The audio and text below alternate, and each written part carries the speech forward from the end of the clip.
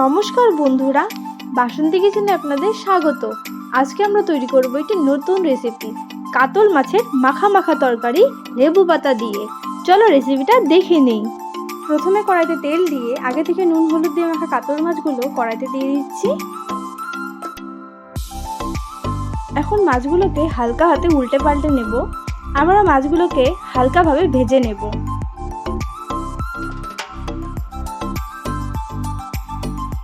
মাছগুলো ভাজা হয়ে গেছে, এখন নামিয়ে নিচ্ছি।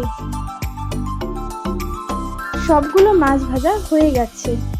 ওই কড়াইতে সামান্য তেল দিয়ে কুচনো পেঁয়াজ দিয়ে নেড়েচেড়ে নিচ্ছি। পেঁয়াজগুলোকে লাল লাল করে ভেজে নেব। এখন পেঁয়াজ বাটা দিয়ে, লঙ্কা বাটা দিয়ে, কুচনো রসুন দিয়ে, স্বাদ মতো নুন দিয়ে, পরিমাণ মতো হলুদ দিয়ে নেড়েচেড়ে নিচ্ছি। মশলাটাকে হালকা করে ভাজা ভাজা করে নেব। এখন কাঁচা লঙ্কা দিয়ে আবার নেড়েচেড়ে নিচ্ছি।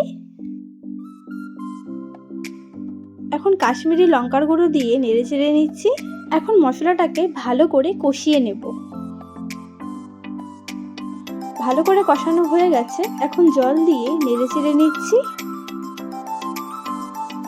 এখন ভেজে রাখা মাছগুলো দিয়ে দিচ্ছি। এখন নেড়েচেড়ে নিচ্ছি। এখন লেবু পাতা দিয়ে নেড়েচেড়ে নিচ্ছি। হয়ে গেছে, এখন এটাকে নামিয়ে নেব। লেবু পাতা দিয়ে কাতল মাছের মাখা মাখা তরকারি তৈরি। আপনারাও বানিয়ে দেখবেন, খুবই টেস্ট খেতে। রেসিপিটা ভালো লাগলে লাইক, শেয়ার ও কমেন্ট অবশ্যই করে দেবেন। ধন্যবাদ।